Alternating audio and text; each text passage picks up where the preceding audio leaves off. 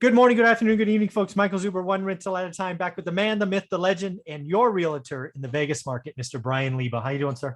Good, man. How are you? I'm doing well, man. So now I'm excited. We just talked about a real estate crash in Vegas in 2021 that was only up 25%. Now we're in 2022. So, it's January 5th. So you've had a whopping 4 days to think about this. What do you see occurring in Vegas? Because I'm going to guess it's a crash based on everything. Let me look at that crystal ball. Right. Yeah. I mean, look, everyone is talking about a crash, but if you look pretty unanimously across the board, every real estate professional has said it's not happening this year. My sentiment is this. My sentiment is, look, a crash is inevitable. Not necessarily a crash, but a correction, a plateau. Yeah, that's the word right there. I think what we're going to see eventually, Brian, and every market will do differently. Sorry to interrupt, but we're going to have a real estate slowdown. Call it a plateau. I think we are front loading a decade of appreciation. And then there will be a 4, 5, 6 year where there'll be, up or down 1%, right, or 2% or whatever. But I'm sorry to interrupt, but that's what I think is coming. Yeah. Overall, my feeling that I've maintained is that the principles in this market are actually sound. Mm-hmm. When you look back in history and you look at what happened in the 2000s bubble, people love to compare. Oh, I've seen this before. You've seen it before, but the principles are different. And I think the impetus for this crash is different. Yeah. The issue is that the original housing bubble, that was due to very loose lending and people overextending what they ever should have had access to. Mm-hmm. That's not necessarily the principles involved this time around. Yeah. Actually, let me ask you that, because you're a very active agent, 20 years experience in Vegas, part of a brokerage doing hundreds of transactions a month. Have you seen any loan struck? Because you get to see it, right? You know anybody doing 103% loans and, 95 loans, 95% first with 10% seconds, and toxic stuff? No, I mean, what we saw, the loans that we were giving out in the early 2000s, I don't think we will ever see that egregious of lending. I hope again. We don't. That was just a moment in time. I've seen some more exotic loans, jumbo loans with 3-5% down, interest only. Very, very, very rare occasions with, small credit unions in some corner of this state. But by far and large, the majority of loans. And you also have to understand that part of the issue too is that you're competing with your offer. So the person trying to compete with a 3% down jumbo loan with, 20 grand in the bank, they're not a strong buyer. They're competing against someone who's moving here from California with 50% down or cash. So having access to these exotic loans doesn't really help you obtain your ultimate goal, because you're likely to not get your offer accepted. Yeah. That's the problem. Totally agree. Now, when we're talking about this whole crash concept, ultimately, the farther we go in appreciation, the more likely we are to have a correction. Again, I think the market structure is sound. I think the bubble, which is a whole nother topic, the bubble is more crypto, NFCs. That is the bubble. And ultimately, the housing market will be affected by that because of something else. You ever have a buyer? Have you had a buyer come in and say, hey, I'm a crypto guy and my purchase price down? You've had that? Okay. Every month I have someone who's killing it in crypto and trying to convert, their crypto into liquidity for cash. There's a tremendous amount of that. We're looking at a study and it was saying that, 51% of millennials have money in crypto. But when it comes to, 50-year-old plus, it was like only 3% to 5%. I saw the same survey. Yeah. Yeah. So, that really explains the demographics that are involved. And it's a very dangerous concept, because you're talking about a lot of younger people who are heavily they haven't had a crash, Brian. They haven't had a crash yet. You and I had a .com crash. You and I had a real estate. They haven't had theirs yet. It's coming. And that's where I try to explain to people is that the reason housing will crash will be because there's a tremendous population of people who went from thinking, hey, this crypto is a good side gig and I'm making great returns, into believing that this is realized income that they can count on. And that's where things get dangerous, because this level of returns is not sustainable. And this is a very risky and volatile endeavor. So again, you and I have lived through this. Yeah. It is no different than the .com in any way. The things that people are saying, the emotion behind it, it's literally the conviction. No, you're old. You don't understand. Oh, yeah. Okay. Got it. But change calm for coin and it's the same shit. It's the same shit. It's one more letter, people. That's literally it. And to a degree, this is what we were seeing in housing. It's the same thing in housing. Yeah. Everyone's making money and no one questions it. I don't know. I'm just making money and no one questions it. Yeah, Eventually, eventually, the chickens come home to roost. So again, the market will do what it does until external factors present themselves. So that's cool. I'm not worried. So we may see some froth come off the market when crypto millionaires or crypto thousandaires, some of them may become forced sellers, right? If they adopt a lifestyle, they move into a 7-figure place with a big old tax bill, property tax, and they can't pay it, they may become forced sellers. So I could see that. Not that we're calling that. I'm just trying to play this whole thing out in my head. How about the job market? I think in CES, is that started like tomorrow or something? No, so CES, I mean, that's an interesting one. CES was going to run from January 3rd to January 8th. Yeah. They actually truncated it down to the 7th. Google pulled out, Microsoft pulled out. But it still happened. It's happening right now. Still happening. It's just going to be over one day earlier than expected. So, all right. Well, that's a big deal, right? I mean, CES, historically was one of the biggest conferences, right? Yeah, it's one of the biggest conventions that we have in town. So what people need to understand about Vegas in that sense is we have the convention, but it's the impact that it has on the overall economy. Right. I mean, not to be crude, but half the people going to the conventions end up in the strip clubs. Oh no! so there's taxi drivers. That's why the economy is right. So your Uber drivers have less, your dancers have less to spend, your bartenders have less to spend, the hotels have less guests, which all their ancillary income from the restaurants and entertainment are less. So this will have some impact on our economy, but honestly, I don't see how this is really going to correlate to housing. No. So if I were to look at convention, I'm just trying to compare this 22 to 21 conventions, hotel occupancy, all up from last year. I have to imagine. Yeah. I mean, the Omicron, I think it's going to pass. It's going to burn himself out. And if we've learned anything from 2020 is that the more people are scared and cooped up, the more they come out with guns blazing when the flags are ready, like, let's go. Vegas is where everyone, so you look at it and it's like, look, winter sucks. Everyone's like, all right, I'm going to stay home. I'm going to stay safe. Yeah. I could stay home for the holidays, but damn, come late spring and summer. Yeah, people are going to ball out in Vegas. Yeah. So I'm not really too worried about that aspect. All right. And then you got California still being stupid. People are going to continually, I almost feel it's probably picked up for you. You've always been really busy, right? You have a great presence, but I'm guessing California is more. The difference is the amount of higher end buyers. They're like, I'm done. And like I said, that's the canary in the coal mine is one person moves out here. I mean, in Graham Stephan moves out, doesn't go back. He attracts all those other ones. Yeah. Exactly. We have a ton of YouTubers that came out here.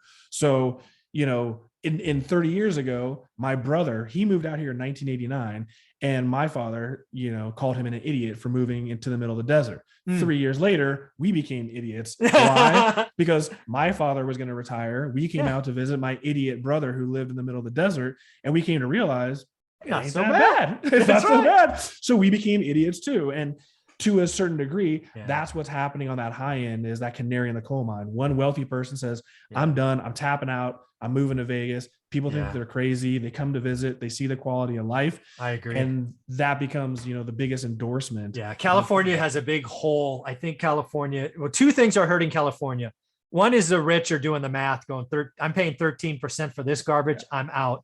But two, the big problem is we're missing that next generation. We used to get the engineers, the computer science who just graduate moving. They're not coming. They're going to Texas, Nashville, Vegas. They're not coming. And that you lose those two pieces, it won't hurt us in a year, but a decade from now, that's like termites in the foundation. Right. It's not going to be good. So that's pretty concerning. And I've had several tech clients who now are able to work remotely. And they're like, there's no point for me to be in the Bay paying prohibitive amounts of rent. There are people in the Bay Area that their office is what you would call a walk-in closet in Vegas. Yeah. It's not. So, I mean, I literally sold $1 million house to clients that are the exact same in tech from San Francisco. And they're like, we can't get ahead. We're paying ridiculous amounts in rent. And I mean, they make copious amounts of money and they're like, we can't paycheck save to paycheck. anything. Yeah. And so they come here and, now they're living in a 3,500 square foot home. They can have a kid, like they're getting ahead. They already have equity. So for a lot of people, it really, really, really makes sense. How about rates? What do you think rates go in 2022? Up? I mean, we already know that, the central banking is going to raise the interest rate. What people don't realize is that mortgage rates are tied to the bond market. So they're connected, but not directly. Yeah, not one-to-one. But either way, rates will go up. But even if rates go up, because they're supposed to go up 3 times. Yeah. Even if rates go up, it's still historically low. So I don't think that anyone's not going to buy a house. What is median today? 512? What is median in Vegas? The median price in Las Vegas. So last month we went up another $10,000. So the median price is now $430,000. So 430. Yeah. So if rates go up, if they went up a full point on a $400,000, maybe $350 mortgage, you're talking, I don't know, what is that? Maybe $70, $75 a month. I've never, ever met a person that decided not to buy a house because the interest rates went up. I've never met a person that decided to buy a house because the rates went down. If you're going to do it, you're going to do it. Now it may have a marginal impact as far as people who can qualify. Instead of, for people that are a little bit tighter on funds, on the lower end of the market, like 300, you might have to go from 325,000 to 315. But when you get up in the higher tiers, it's just like they're going to have to suck it up and pay a little bit more than they were expecting. But to a degree, every home buyer starts off with a budget of here and then goes, how the hell did I end up here? Yeah, I've been there. We've all been there. And so it's a little par for the course. I don't think it's going to have enough of an impact to really slow housing down and change people's minds. All right. I don't think so at all. And then the last thing I want to ask you about 2022, I mean, are we going to see foreclosures pick up, eviction moratoriums? Is any stressed inventory going to ever hit the market in Vegas, you think? Ever is a long time. Good point. Oh, and you're going to hit in 2022. My crystal ball. Yeah. Does it go out ever? No. So one of the things that I look at literally on a daily basis is the notice of default. So NODs. If you don't know what that means, NODs, notice of default, that's what the acronym stands for. NODs are the precursor to foreclosure. So once you've missed 3 payments, then the servicer can file the notice of default. This is the indication that you are now entering the foreclosure process. This is an important metric to look at because this indicates what kind of default activity is coming down the line. Once you get a notice of default, you're looking at about a year and a half, maybe 2 years before it forecloses. So the more notice of defaults are filed, the more you know that down the line, we're going to have an increase of foreclosure activity. So at the end of the day, I think last month we ended up with like 150 notices of defaults. Half of those will get worked out. Yeah, worked out. They'll sell. They have equity. It's just, it's literally a drop in the bucket. I just today pulled the numbers. And I think in all of Las Vegas, there was 15 short sales and 8 foreclosure properties. It's not worth talking about. It's not worth talking well, dude, there are channels out there that are saying NODs actually, they're not even saying NODs. They just talk about foreclosures in Vegas going to skyrocket this year, not realizing that it's like a 12 or 15 month process, right? The average Vegas foreclosure in 06 or 07 was like 800 days or something. Yeah. It's like the calendar doesn't work that way, dude. It's not going to happen. And that's, I've challenged a few people. I've done segments in my show. I saw one of your challenges. Like, what is this guy talking and I'm about? like any fool can come up here and say whatever they want to say. You're entitled to your opinion. Yeah. But if you're trying to actually give an intelligent opinion based on any semblance of look at this graph. This graph says, it's like, here's your graph of feelings. That's bullshit. Show me the notice of defaults.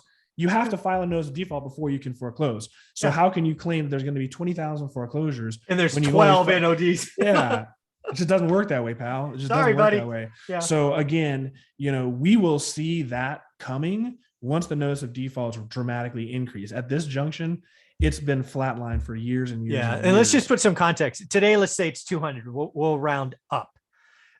In the peak, there was 5,000? I mean, there was thousands. Yeah, I mean, thousands. Just for scale, right? Literally every month you would have 5,000 notices of default. Yeah. And those notices of defaults weren't getting worked out either. Yeah, those were turning into foreclosures or short sales. That's a good point. NODs back then, it was probably certainly 80%, but maybe even a 90% would end in a foreclosure. Today, probably 70% of NODs get worked out or they sell it or something else. And it's just like, it's nowhere close to the same. And you have to remember, a lot of people, haven't made their mortgage payment, enter this process, but there's not really anyone in this town that doesn't have equity in their home. Absolutely. So the reality is you may enter foreclosure, but worst case scenario, you'll be forced into selling it and pulling out 20, 50, 100, and you'll end up in a check. You'll end up with a massive check. Right. You'll be renting, but you'll be renting with a tremendous amount of capital in the bank. So you can buy a home for cash in most parts of the country. Yeah. Right. Yeah. You're moving to Alabama. Liquid. Yeah. You're liquid. Yeah. You're going to be a baller in Alabama. Yeah. I think what we're going to see this year is this. It's hard to fathom that we're going to have another year of 25% appreciation like we did last year. Yeah. Honestly, I hope that we don't, because I just think that that's not very sustainable. No, that leads to a problem. But I think that there's a tremendous chance that we will have a problem, because what we discussed in the previous video was that, our inventory diminished tremendously last year. Yeah, January to March. Yeah. What ended up happening last year, just to recapitulate very quickly, was that we ended up in March 17th of 2021, we ended up with 1,854 homes on the market. This was a 2-week supply. It was the lowest amount of homes that I've ever seen in my 20-year career. This created panic. This created the multiple offers. And that's how the market just went ballistic. My concern right now is this. Last year, this very time last year, we had around 3,500 homes on the market. This year, the trend mirrors last year. We've seen an inventory reduction for the last 3.5 months, just like we did in 2020 going into 2021. So we're trending identical as we did this time last year. The difference is we're down about 1,300 homes from this time last year. So, so last year, if you had 3,500, now you're sitting at 2,200 on a trend. On the exact same trend. So and for the past 2 years, the trend was that the second week in March was when inventory finally started to pick up. So if the trend continues for the past 2 years, this year, we're going to see inventory continue to slide until mid-March. Well, right now, because we sell about 3,000 homes this time of year, we have barely a 3-week supply of homes. So the problem is, if our inventory continues to diminish, this turns into Econ 101, to go back to your freshman year in college. If supply is low and demand remains consistent, prices escalate. So the problem is, if we continue this trend, by the time we get to mid-March, in theory, we had 1,800 homes. In theory, we should have like 800 homes, less than that. Yeah, now, I was actually thinking 1,100. So if you start the year at 35, you get to 1,800. That's roughly a half. So this time, if we go 2,700, this takes you to 13, maybe, but maybe 800. I can't imagine Vegas with 800 homes. That'd be bonkers. So, and the problem is new home sales have flourished, and they're not having any difficulty selling new homes. In fact, they can't meet that demand. Yeah, I was going to ask you about that. Our very first conversation, you gave me this little tidbit that I'm going to keep asking you until it happened. And it was this: the first thing to crack was builders not getting premium lot fees. So our builders discounting lot fees. Not even close. Not even close. Okay. First you're going to see your traction in the lot premiums. Then you'll start seeing like, hey, we'll give you 20,000 at the design center. Hey, we'll throw in a backyard. And then at the very, very end, if all of it hits the fan, then the base price will get reduced. But that is the kiss of death. That is the nuclear button.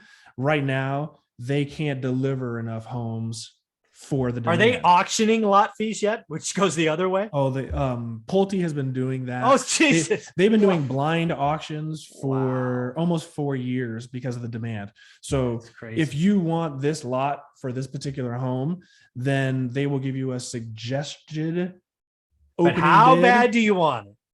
Yeah, so they might say, hey, this normal crappy boring lot that's very standard starts at 70,000. Hey, it's up to you. So it's a blind bid. So if you really want it, you might go $85,000 and you might get it, you might not. It's a blind bid. And so several builders have taken that approach. Others, don't. Yeah, hard to see a crash coming if they're doing that.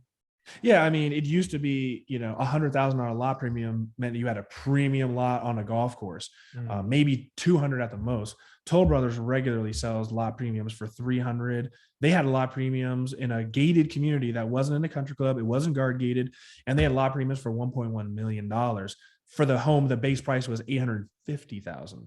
Like, how the hell do you have a lot premium more than the actual home itself? So we've been getting away with this for a long time, and I think we'll continue to get away with it, especially if you have to move here and there's no inventory. It is what it is. Yeah. That California money's good, man. It still spends. And so I think what we're going to end up seeing is we're going to see, I think, the same thing as last year. We're going to see an early fever pitch. We're going to have no homes to sell. And I think when we come to March, it's going to get really bad. And the word gets out in April, and it's going to be pretty ridiculous. Wow.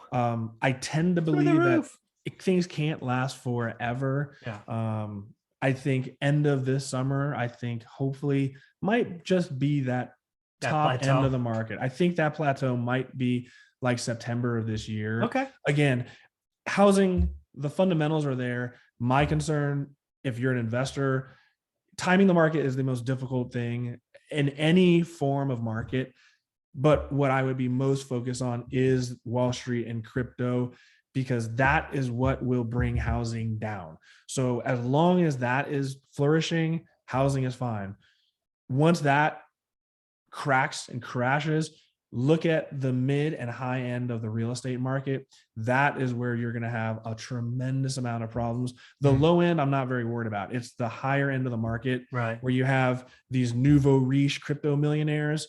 They're going to be liquidating their McLarens and all their toys overnight. It happened. I've seen it happen twice. I live in the Valley. Right. I remember there was a contest at a company I was at. It was who could spend $10,000 the stupidest way, and the winner bought a big old M&M machine, right? I mean, and then they had the McLarens. I remember a real estate agent in Madera, California, which is a little farm town, bought one of 7 McLarens ever created. I'm like, peak of the market, baby, and sure enough, he lost it like 6 months later. Crazy stuff.